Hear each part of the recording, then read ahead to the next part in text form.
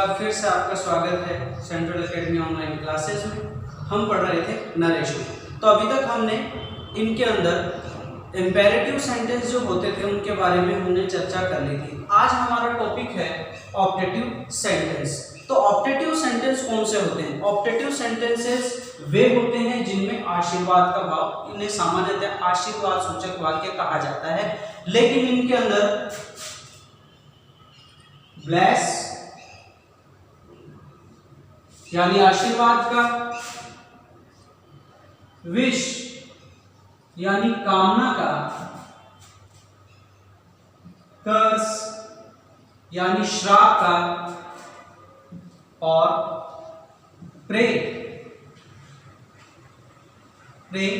यानी कि प्रार्थना का भाव पाया जाता है। तो इनके अंदर मुख्य रूप से चार विशेषताएं पाई जाती हैं। या तो इनमें ब्लेस यानी आशीर्वाद की भावना होती है, विश यानी कामना की भावना होती है, कर्स यानी श्राप की भावना होती है, बदुआ की भावना होती है, या प्रे यानी प्रार्थना की भावना होती है। तो क्योंकि इनमें इस प्रकार की भावनाएं ही पाई जाती हैं, तो ऐसे सेंटेंसों को चेंज करते समय भी हम क्या करते हैं कि ऐसे सेंटेंसों को चेंज करते समय हम सैड को ब्लेस्ड में, विश्ड में, कर्स्ड में या प्रेड में बदल देते हैं। सबसे पहला कार्य हमारा ये है, भाव के अनुसार सैड को बदल देते हैं ब्लेस्ड, विश्ड, कर्स्ड या प्रेड में। दूसरा, कंजक्शन के रूप में हमें क्या लगा देना होता है इन सेंटेंसों के अंदर? दैट लगा देना होता है।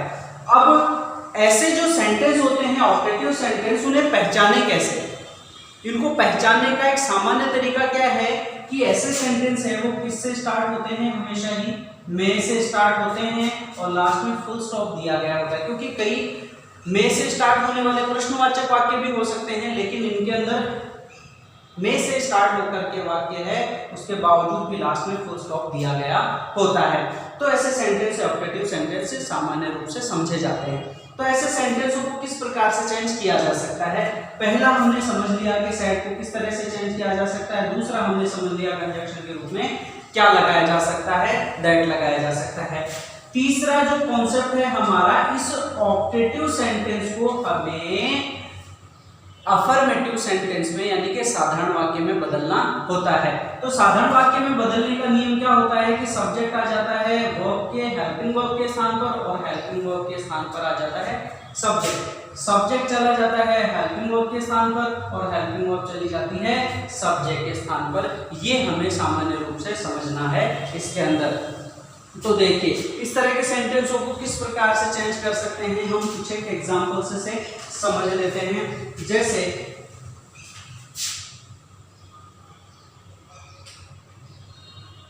The Sadhu said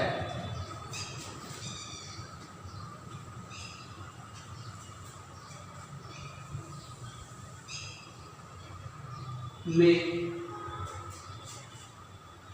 God bless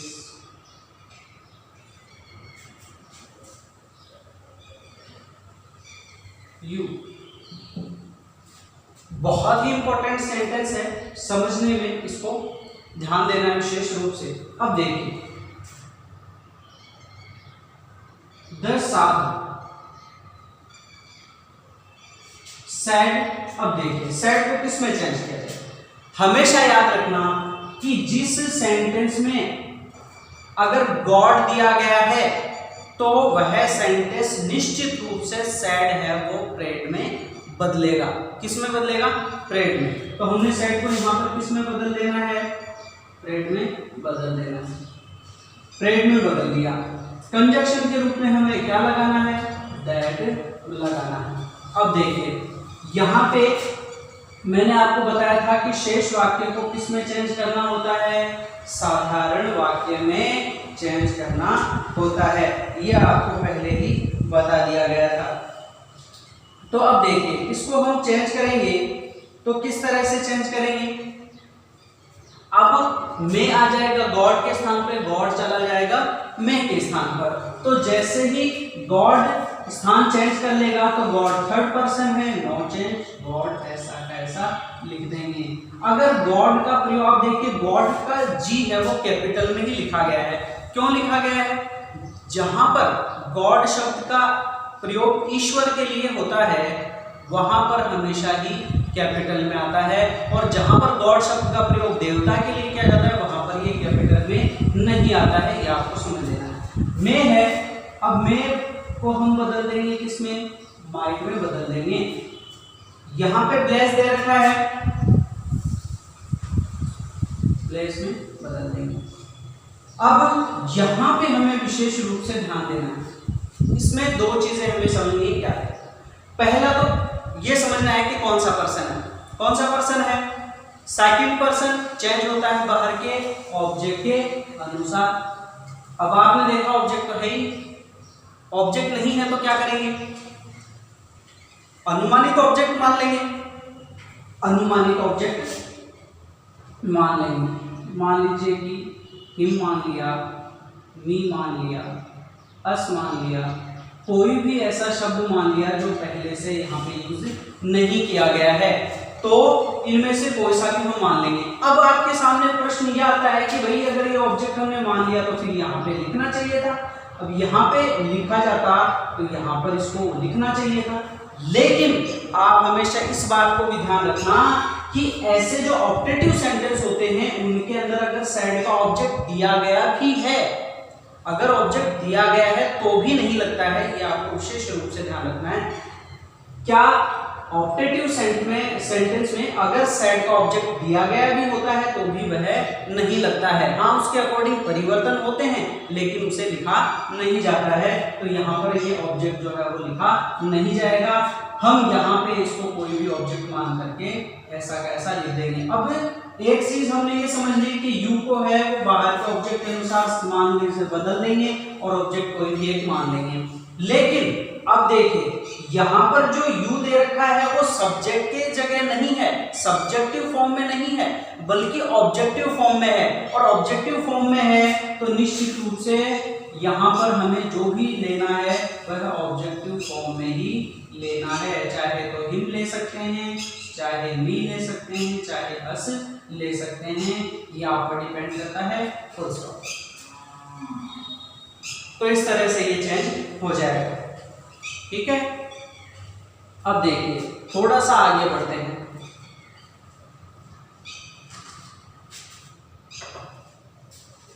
एक सेंटेंस है,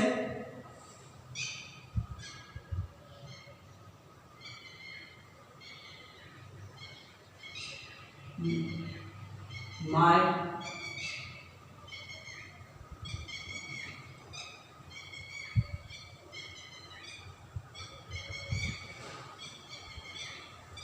grandfather said to me,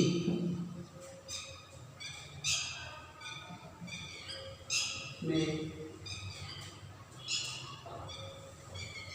you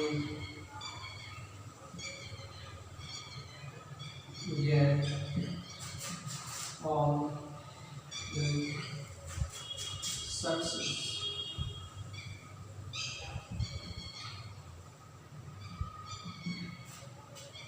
for example ये सेंटेंस दिया गया है, इस सेंटेंस को हम चेंज करेंगे। तो सबसे पहले दिया गया है माय ग्रैंडफादर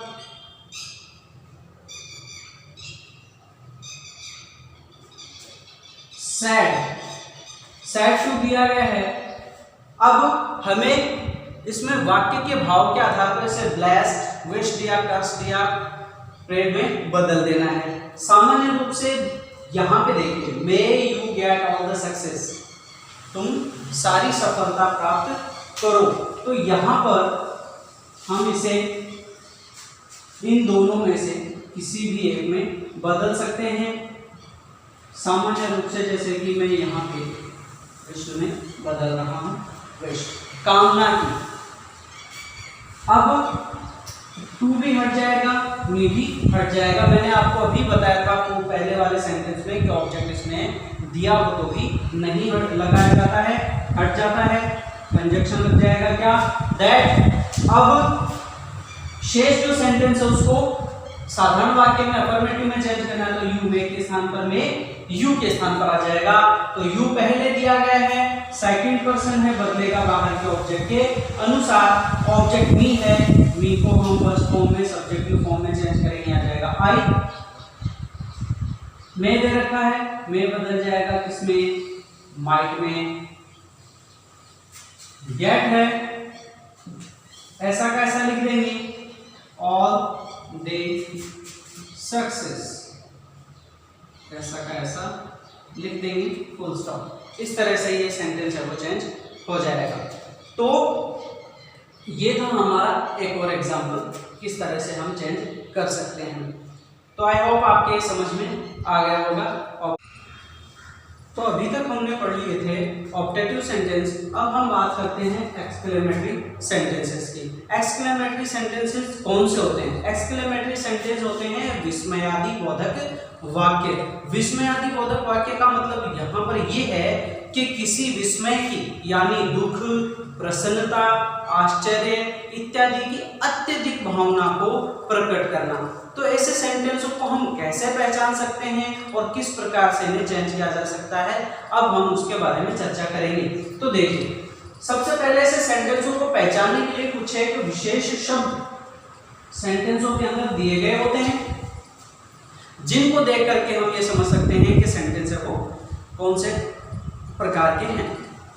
अब देखिए, अगर किसी सेंटेंस में हमें हुर्रे शब्द दिया गया है, तो हुर्रे शब्द सामान्य रूप से प्रसन्नता को व्यक्त करता है, और प्रसन्नता को व्यक्त करने वाले सभी शब्द जो होते हैं, इसके अलावा भी यदि कुछ आते हैं तो हम सैड को उनके आ जाने पर एक्सक्लेम्ड विद जॉय में बदल देते हैं।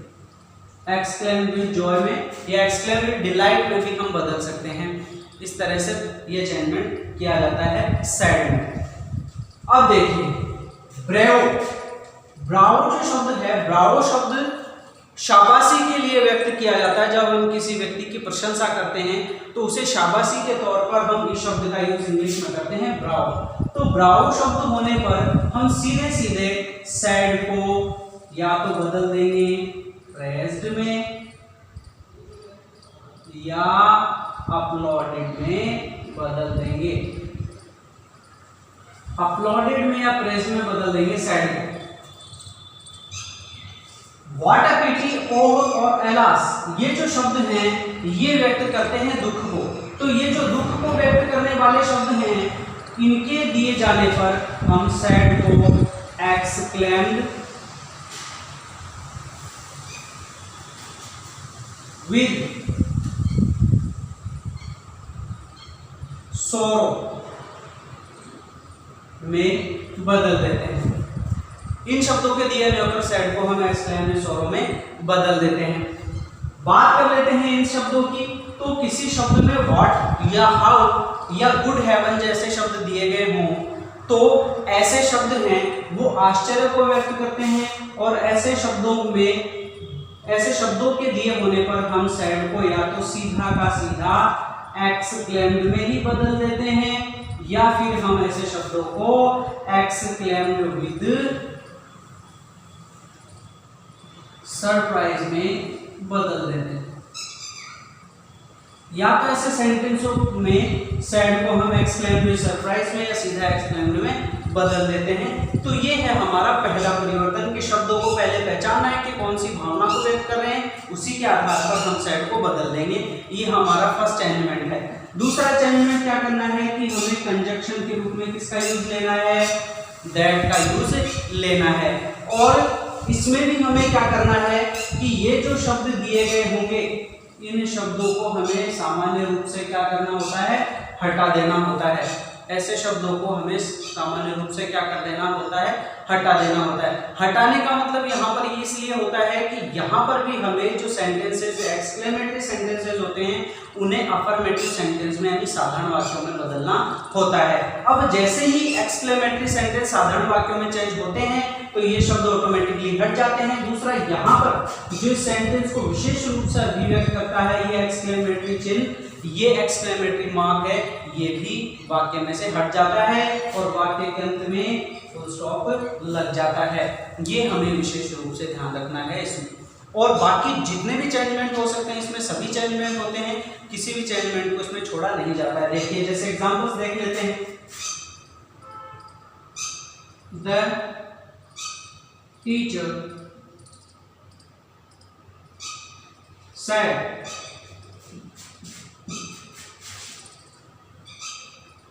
hooray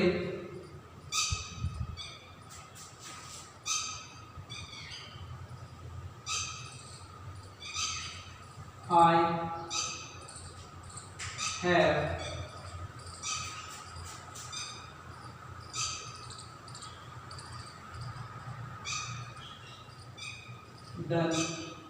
have done my job successfully.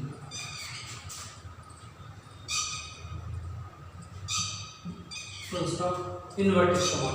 ये एक सेंटेंस दिया गया है, इस सेंटेंस को हम चेंज करेंगे इनडायरेक्ट स्पीच में। सबसे पहले द टीचर दे रखा है, ऐसा का ऐसा लिख देंगे।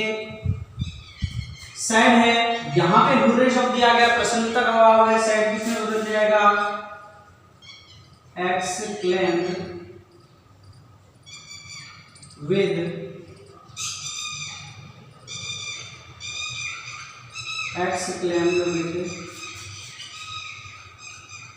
joy।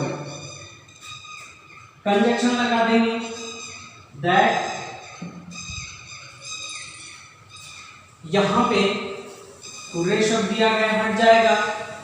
आई दिया गया है, कौन सा पर्सन है, फर्स्ट पर्सन है, चेंज होता है बाहर के सब्जेक्ट के अनुसार। दे रखा है द टीचर, पुल्लिंग मान लेते हैं सामान्य रूप से। वैसे टीचर कॉमन नाउन होता है, स्त्रीलिंग पुल्लिंग दोनों के लिए यूज किया जा सकता है, यानी ही या शी दोनों में इसका यूज लिया जा सकता है। तो शी की जगह हम यहाँ पर ही में ही बदल देते हैं। हैव है, बदल जाएगा किसमें, हेड में। डन ऐसा कैसा लिख देंगे, माई है। अब देखिए इस पर भी विशेष रूप से आपको ध्यान देने की आवश्यकता है। माई कौन सा पर्सन है, फर्स्ट पर्सन है। पर्सन कौन सा है, फर्स्ट, लेकिन सेकंड फॉर्म में है। अब देखिए इसको हम फर्स्ट पर्सन को चेंज करेंगे तो ये चेंज होता है बाहर के सब्जेक्ट के अनुसार। सब्जेक्ट है द टीचर, तो द टीचर को हमने ही में चेंज किया था, तो यहाँ पे सेकंड फॉर्म में चेंज करेंगे तो सी ही की सेकंड फॉर्म होती है हिज, तो हम यहाँ पे हिज लगा देंगे। जॉब दे रखा है, जॉब ऐसा कैसा लिख देंगे, सक्सेसफुली है, सक्सेसफुली भी ऐसा कैसा लिख देंगे। तो इस तरीके से ये चेंज किया जा सकता है। तो ये था आपका एक एग्जांपल एक्सक्लेमेटरी सेंटेंस का। अब हम बात कर लेते हैं एक और सेंटेंस की, जैसे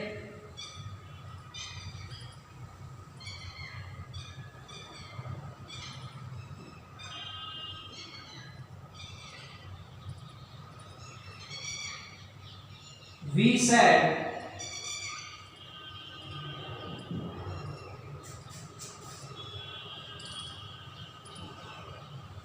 what a pity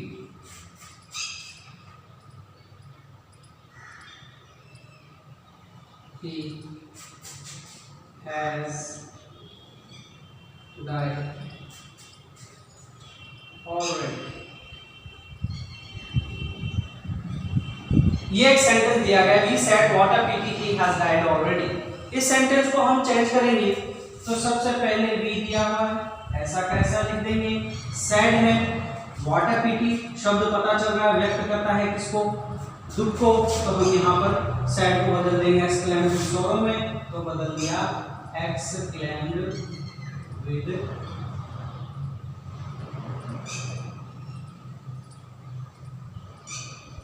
solve. Conjunction लगा देंगे दैट, व्हाट अ पीटी शब्द हट जाएगा, एक्सक्लेमेटरी जो मार्क दे रखा है ये हट जाएगा, ही थर्ड पर्सन है, नो चेंज ऐसा कैसा जाएगा, हैज दिया गया है बदल जाएगा हैज है और हैड में, तो यहाँ पे हैड लिख देंगे, डाइड है थर्ड फॉर्म में ऐसी कैसी आ जाएगी, ऑलरेडी है ये भी ऐसा का ऐसा आ जाएगा। तो ये हैं आपके एक्सक्लेमेटरी सेंटेंसेस के कुछ एग्जांपल्स। तो आई होप आपके समझ में आ गया होगा यहाँ तक। तो आज के